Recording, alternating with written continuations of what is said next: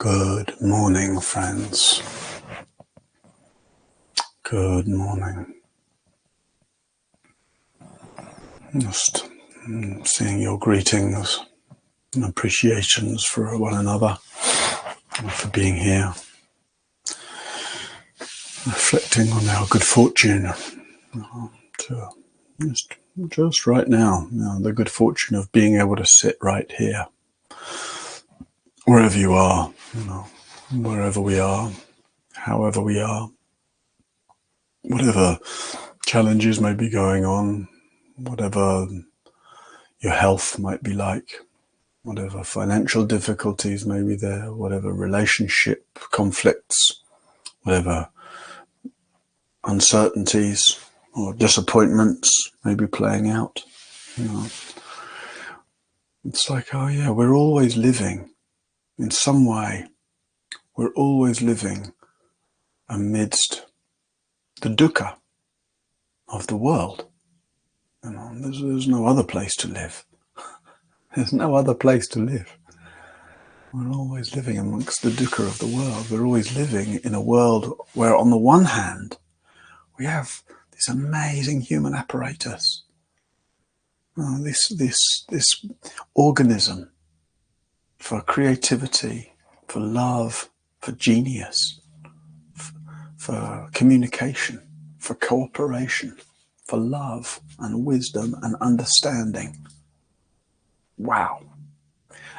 And we're always living in a world where we ourselves, in whatever way, and those around us and those all over the world are using this apparatus in suboptimal ways. Using this human apparatus for cruelty and manipulation and oppression and violence and war and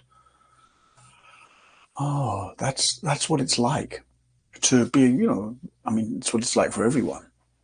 Everybody on earth, we're living here longing for love and peace, basically, in some way, longing to be loved, feel okay about ourselves, or be at peace, etc. And we're constantly confronted inwardly and outwardly, right? It's very important, both inwardly and outwardly, confronted by all that seems to get in the way of that. And in some moments we might be more confronted by it inwardly, right? Just confronted by my own restlessness or my own anger or irritation or judgment or jealousy or pain or loss or confusion or whatever.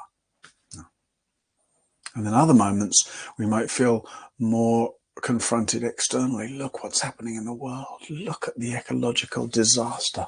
Look what's happening in war zones. Look what's happening in Israel, Palestine. Look what's happening in Russia, Ukraine. Look what's happening in Syria and Yemen.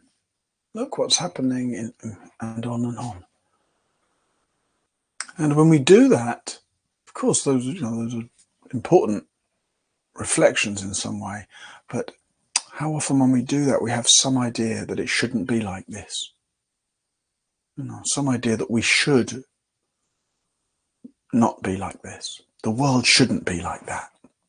What's the matter with these people? We should be living in peace and harmony.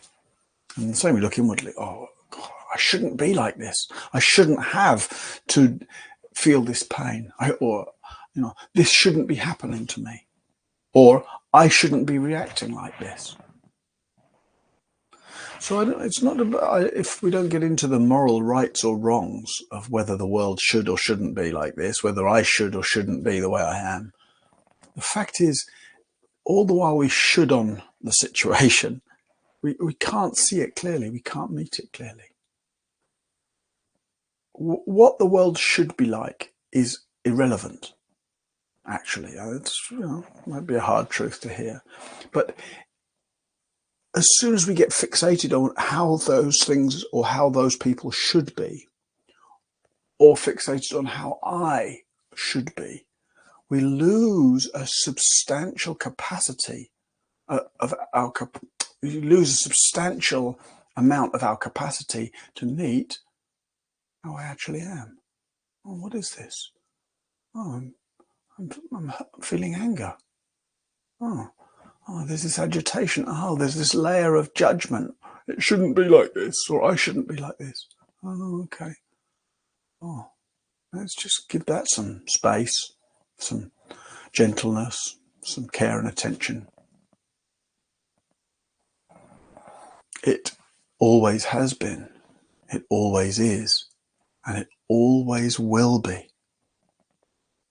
That on the one hand, we're trying to live peaceful lives of being loved and feeling secure in some way, and that we're confronted by a world that seems to be going, at least sometimes and in some ways, in the opposite direction. The world is like this.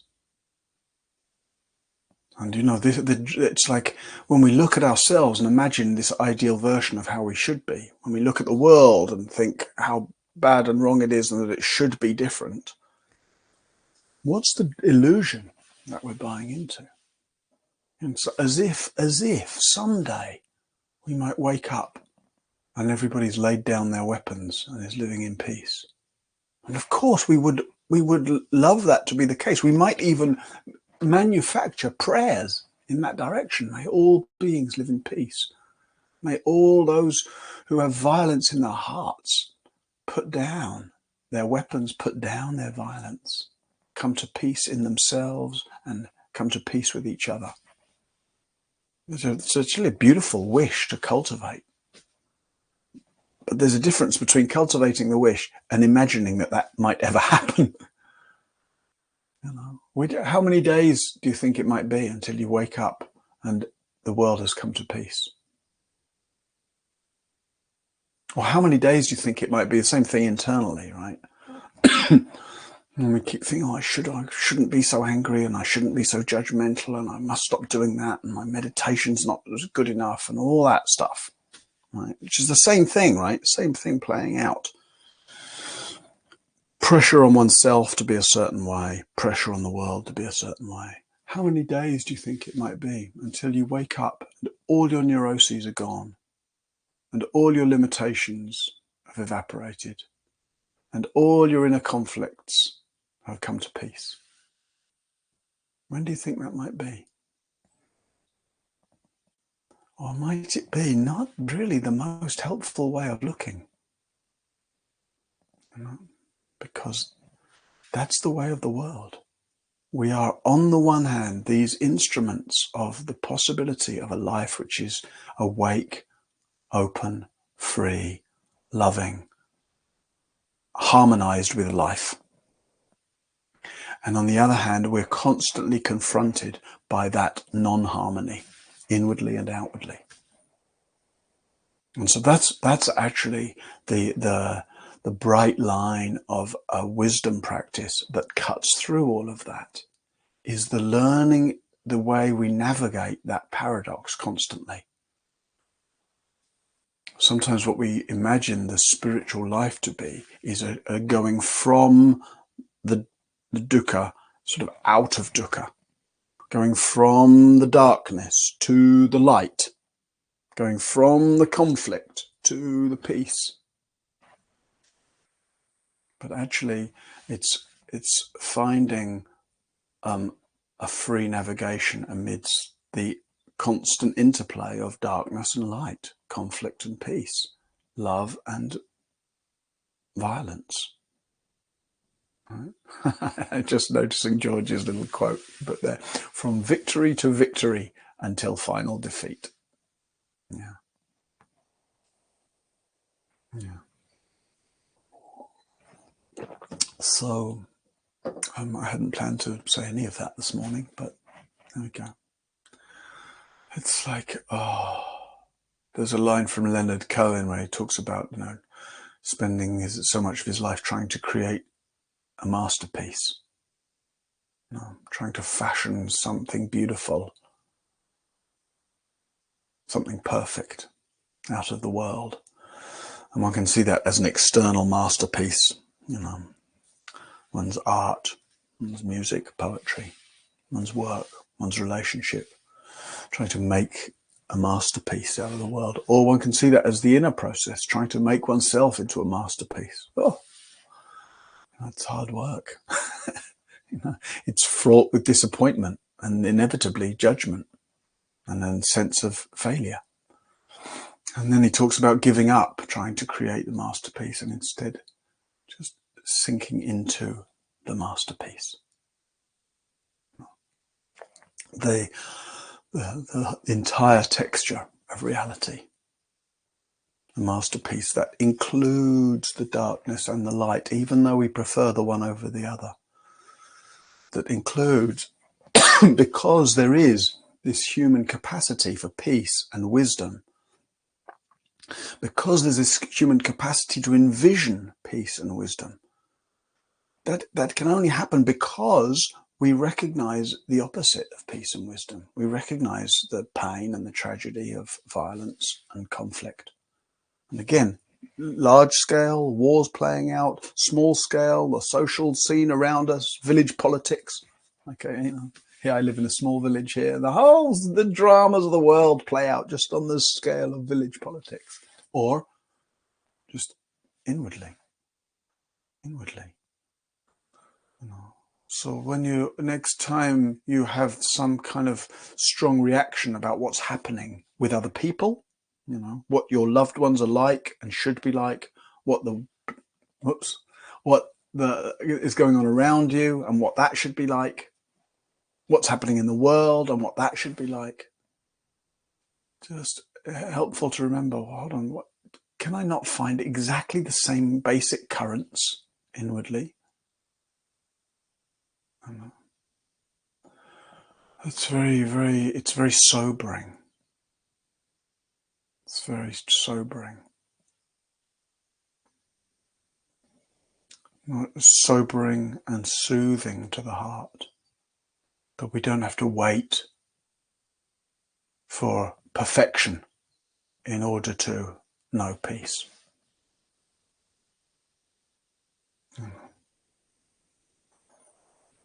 We don't have to wait for perfection to know peace, because if we're waiting for perfection, it will be an eternal wait. And again, inwardly and outwardly. So where are you waiting for perfection? Or where are you hoping for perfection? Or where are you demanding perfection?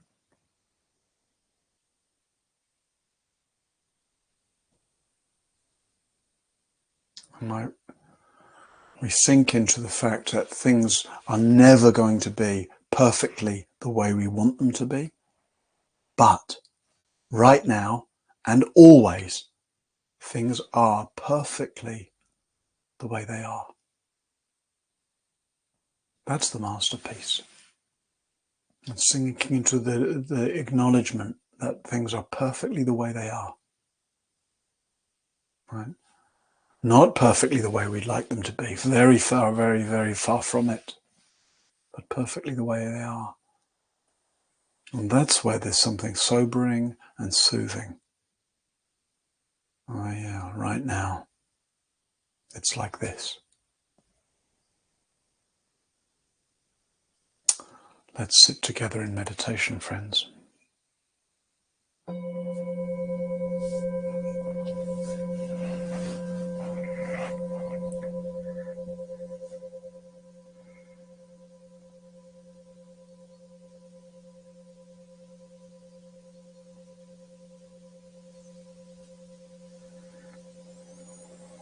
So letting yourself enter into meditation as in the light of the fact that right now it's like this.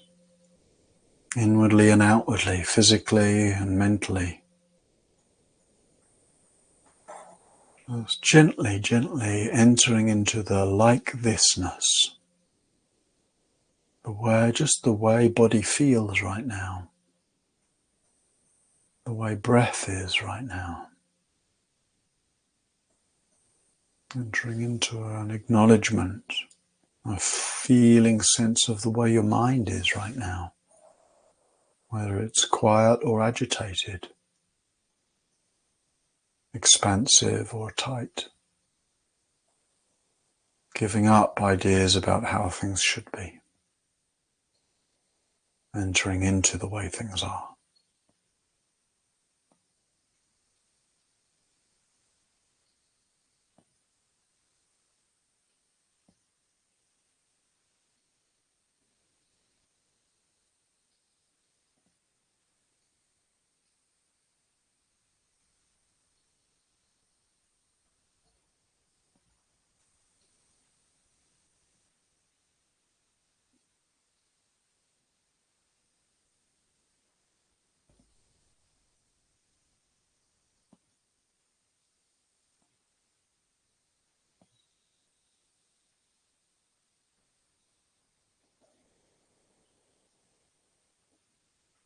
Breath.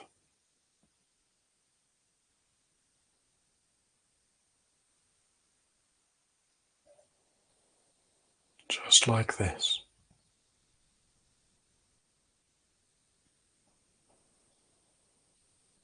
Each breath coming and going just like this.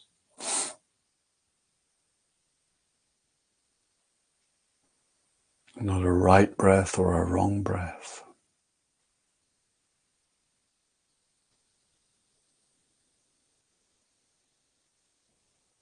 Just this breath.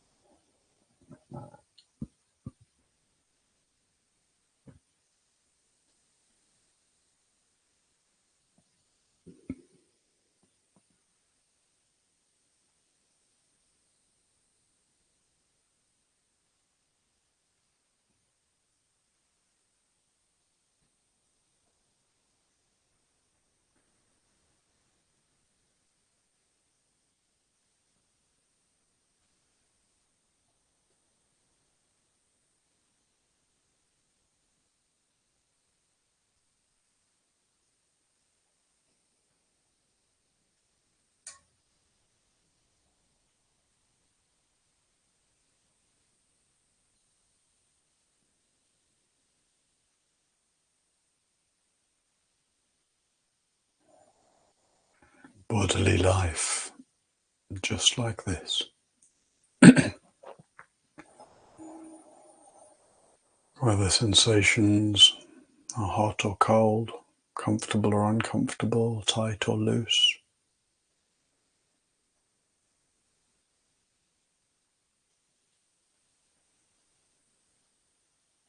Letting your meditation enter the way in which your body and the whole dance of sensation is just like this. Perfectly the way that it is right now.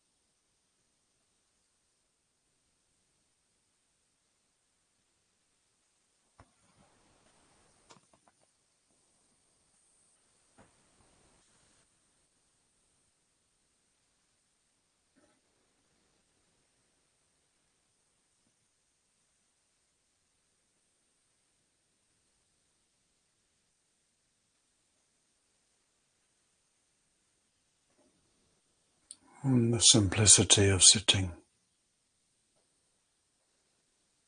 breathing,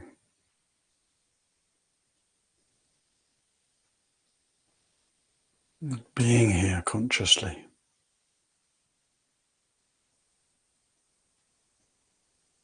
The invitation to sink into the masterpiece.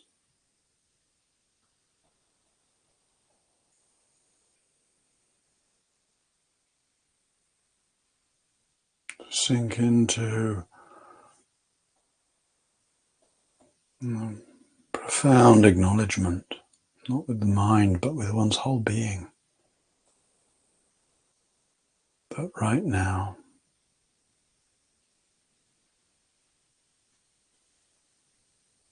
it's just like this.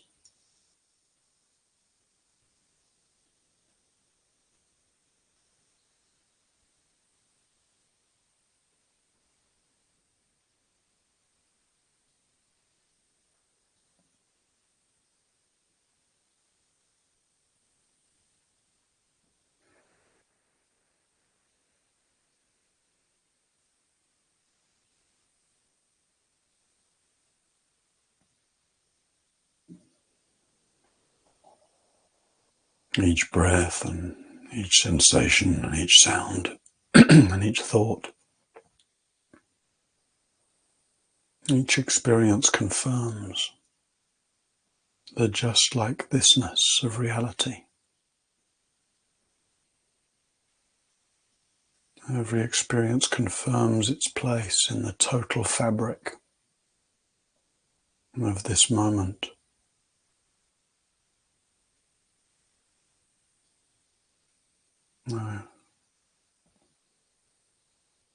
Limitless, edgeless tapestry of reality.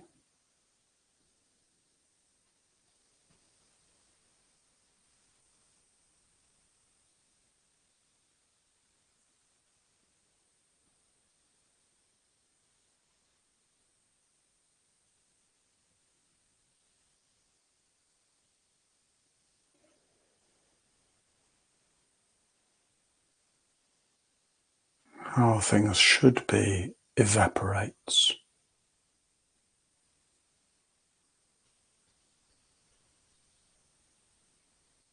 in the midst of the way things are.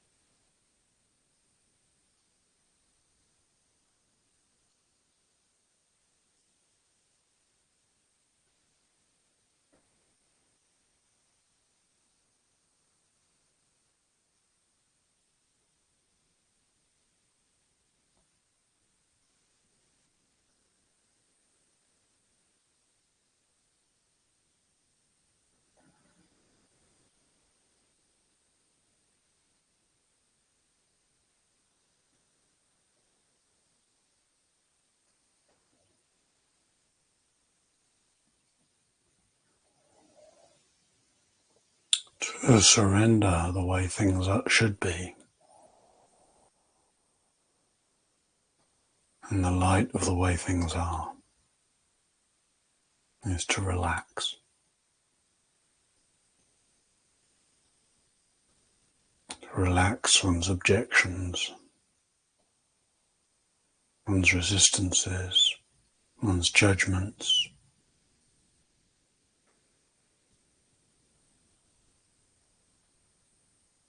To relax one's ideas of oneself.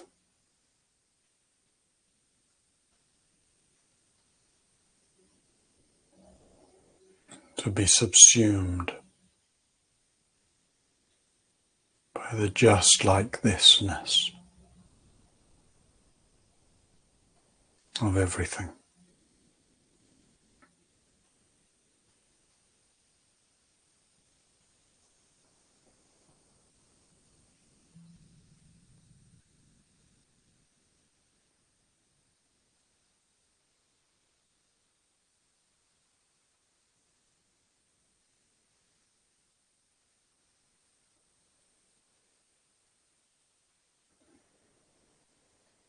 To surrender our smallness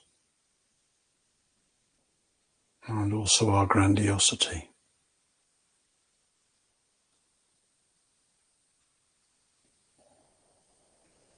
Surrender the conceit that I think I know how things should be.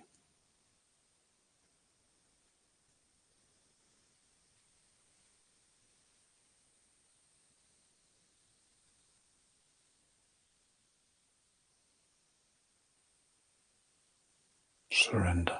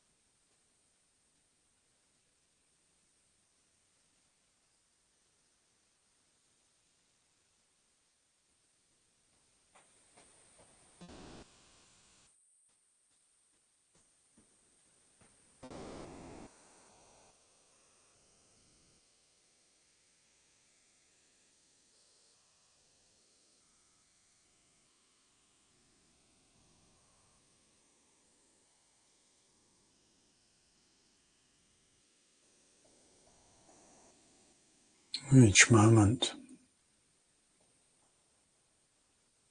is an invitation into harmonizing with the way things are. Or each moment is a teaching showing us the way we're in some way resisting, arguing with the way things are, putting ourselves into conflict with reality and suffering over that conflict.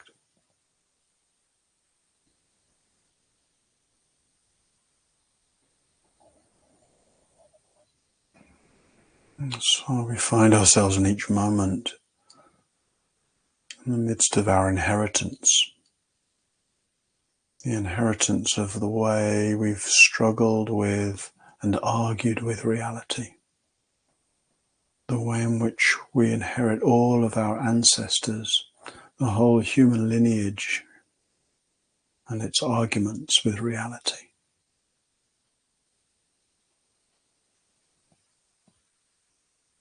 And here, moment by moment by moment, the invitation to lay down the burden, to stop arguing, to give up what we think we know about how we should be or how others should be or how the world should be, and to actually give ourselves to the way we are, the way everything is, which is always just like this, perfectly like this, unarguably and totally just like this.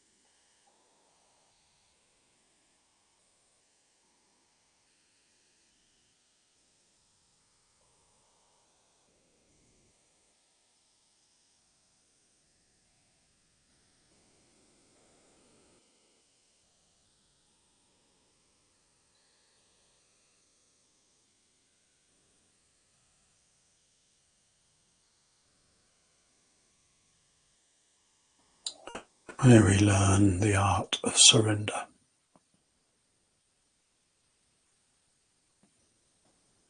May we learn to put down our arguments with reality.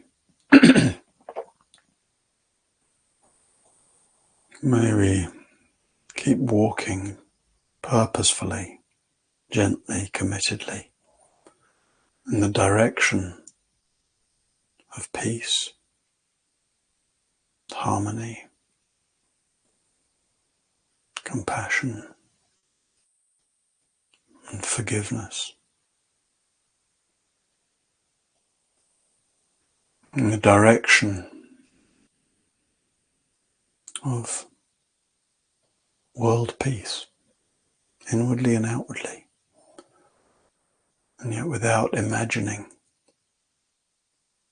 the destination, without blaming ourselves or others for not having arrived yet.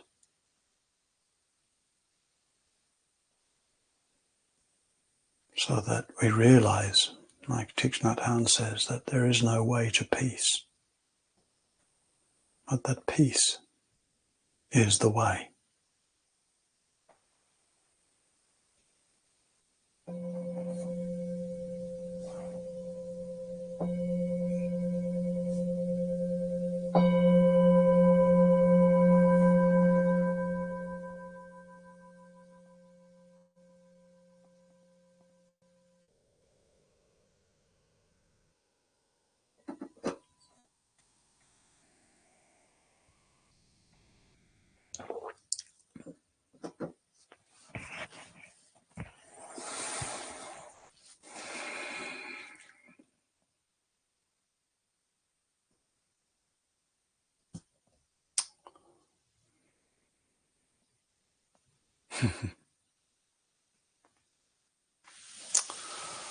All right.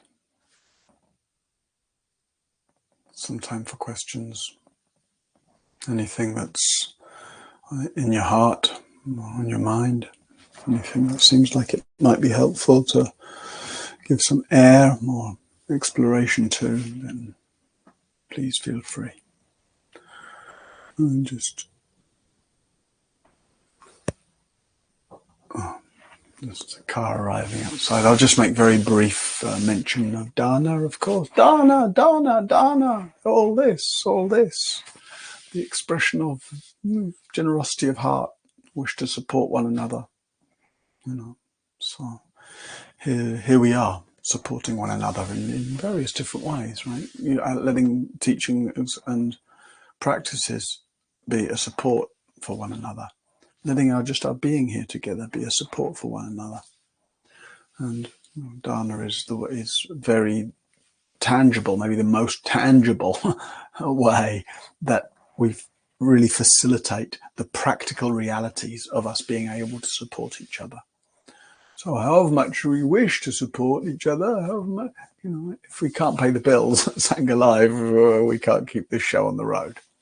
So whatever way you might be moved to offer support, be able to offer support, whether that's a very modest amount or a larger amount or whatever fits your circumstances, then thank you.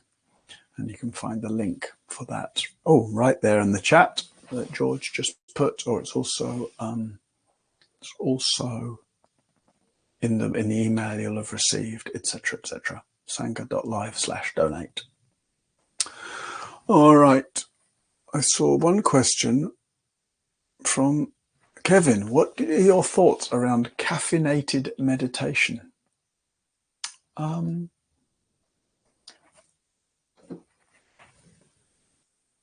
you see that? That's the end of my coffee. That's my thought about caffeinated meditation. I think if you're not used to drinking coffee, some people get very. I've had people see me drink coffee and get very judgmental. How can you be a meditation teacher and drink coffee? They say, as if coffee is absolutely incompatible with meditation. If you're used to coffee, it depends. Generally, I don't usually drink coffee before meditation. Usually I'll drink my coffee in the morning after meditation. But depends if I've slept badly and I feel a bit groggy in the morning, or if I've been up for long enough that I've already done a bunch of things, been out, like this morning, I was up for a while, then I was out with the dogs for a long time. And I came back with the dogs and fed them, and then had made a little coffee to bring to meditation, sip it throughout the meditation. So if you're used to coffee, then and it has a different reaction. For me, it doesn't spike in that kind of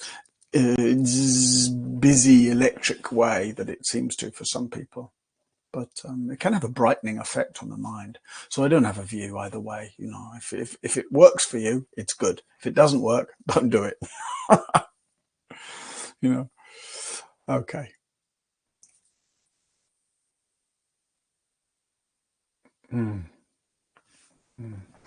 Why surrender? Savina says, why surrender is the greatest freedom? I'm not sure I would put it quite in that category. I wouldn't make any single thing the greatest freedom, because it tends to become dogmatic, right? So how about if I say, I don't know why surrender is the greatest freedom, or I don't know if surrender is the greatest freedom, but I would encourage you to try out surrender. There is something profoundly soothing about surrender, about putting down our arguments with reality. And what happens is we put down your arguments with reality, surrender. And we tend to have all kinds of objections. Yes, but what about this? Or what about that? And if I just surrendered, then what are those? They're just more arguments with reality. So you're not investigating surrender when you come up with objections against surrender. You're actually exactly showing yourself why surrender would be such a healing balm, right? But we're so used to those arguments. We're so used to, yes, but, yes, but, yes, but. So that would be the invitation to to give yourself the opportunity to taste some relief from yes, but. Well, there's a lot of questions now. I'm noticing. Nick says, can you say more about cultivating the wish for all beings to be at peace and free from harm in the last section of the metta practice, and how that can have agency and meaning? Well, it's like, what a beautiful use of your mind. Thoughts are coming. Why not make them thoughts about the wish for peace and harmony? There's several dimensions to that. One is just in the moment. It transforms one's own interiority, right? You transform just that sense that, beings are suffering and my heart wants them to be at peace. We realize that it's like our heart's deepest longing is for peace and harmony. Oh yeah, peace. Om Santi, may peace and peace.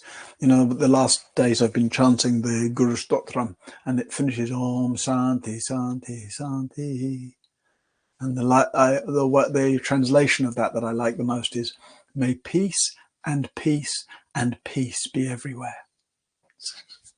It's like, just letting yourself feel how much that's like the heart feels most just alive and aligned. It's like the most sane thing to wish for is peace, peace, peace. And then there's that sort of seeming contradiction between wishing for peace and the recognition that we'll never get there. There is no destination called peace. And so that's also that evoking that wish allows us to kind of reminds us and allows us to live within that contradiction. Longing for peace, wishing for peace, expressing peace, walking towards peace, surrendering the idea that I should be getting there, or should have arrived by now. Yeah. And then there's also just the sense like that, to offer that wish as if it's heard, as if one's wish for peace is tangible, as if one's wish for peace actually spreads out in waves and creates peace. And you don't need to get into how that might work, whether that's true or not. If I offer metta to someone, do they actually receive it? Doesn't matter. What matters is offering it as if they receive it. then one renders the world sacred in that way. One renders the wishes of the heart powerful. So you act as if what you think and what you feel and what you wish for, as if it really matters. And you put aside the arguing with reality about trying to figure out whether really it does matter or doesn't matter. Just pray as if it matters. Wish as if it matters. Act as if it matters. And then surrender the how it matters and what will be the effect of that mattering. Yes, and then my computer somehow thinks that's a good idea. Puts its thumbs up. And then if we put 2 thumbs up, like fireworks. All right. Jackie says, can you say a bit more about, maybe I did already, but about surrendering to the way things are and also responding appropriately to the crises that we face? Yeah, I'm thinking of taking non-violent direct action in the near future. Great, great. I mean, the history of Dharma is the history of non-violent direct action. The Dharma practice that grew and developed over so many generations in predominantly Asian contexts was happening amidst, violence and political violence and ethnic violence and all kinds of troubles. And take the example of Mahaghosananda. If you don't know who that is, you can look him up. A very amazing Cambodian saintly monk who led Dharma yatras, walking practices through the minefields and the killing fields of Cambodia, and did extraordinary kind of conflict resolution work. And then look at the Dalai Lama, advocate for peace. Look at Thich Nhat Hanh, advocate for peace. And this kind of that sense of, it's not that the surrender is passivity. No, far from it. It's actually, it allows us to engage purposefully and clearly without that engagement being agitated with the idea that there should be some result. We've got to get to some place. There's no way to peace. Peace is the way. So non-violent direct action can be an example of peace being the way.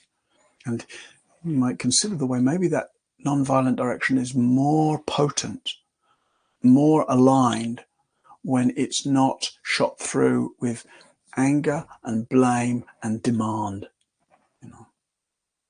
It's more like that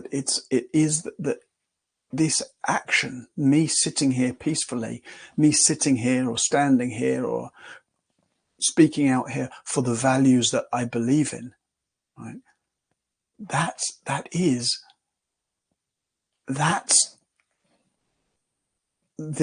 expression. That's the liberation. That's the fruition of that peace, which is different than thinking I'm doing this because that's got to happen. There is a way that's true, right? And that's the way we speak about it. We're saying we demand this, and this is unjust, and that needs to happen, right?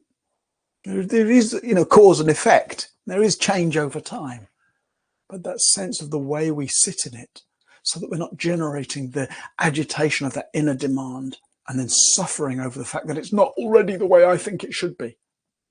Right, the way it is like this. And then we can skillfully engage. That's that aspect of the Bodhisattva vow, right? The path is endless. Right? The path is endless. I vow to walk it to the very end. If you only have one side of that truth, the path is endless. If you just think the path is endless, we're never going to get there. Then, that's very disempowering. You collapse into hopelessness or despair. If you only have the other side, I'm going to walk to the very end. That's the thing. We've got to get to this place called peace and harmony and everybody and justice. And then you burn out trying to get there. When you hold both together, the path is endless. And here I am, stepping with that wish, right? Stepping towards that vision of peace, harmony, justice, wisdom, love. But without the agitation that's blaming myself for not being there already, or that's blaming the world for not conforming already to how I think it should be.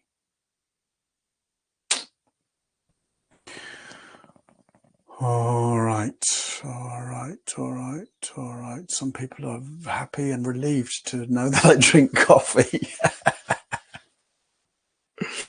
Oh, that's funny. That's funny. I'm just checking. There's a lot of comments. Where are the questions? Do you have an email address that I could use to send you a question?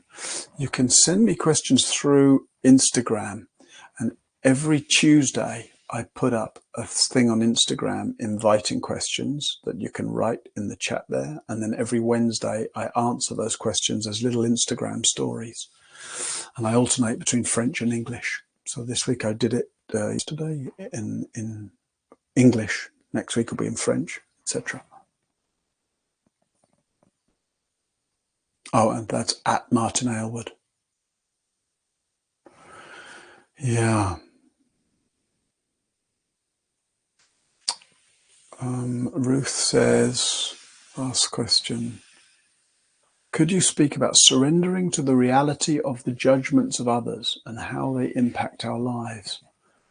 Well, I'm not sure, Ruth, because it sounds like from your question there's a specific situation about the judgments of others and how it's impacting your life. And I don't know, because I don't know the situation. I don't know what you're referring to. I don't know if surrender in that sense seems helpful or not. You know, it may be that sometimes we can talk about surrender, but there may be a sense of passivity to it. And if somebody is behaving badly, treating you badly, pressurizing you, criticizing you in a certain way, surrender, it may be that standing up, that saying no, that getting out of there, that closing your door to that person. You don't have to close your heart to them, but sometimes you do have to close your door to them, might actually be what's most kind of indicated.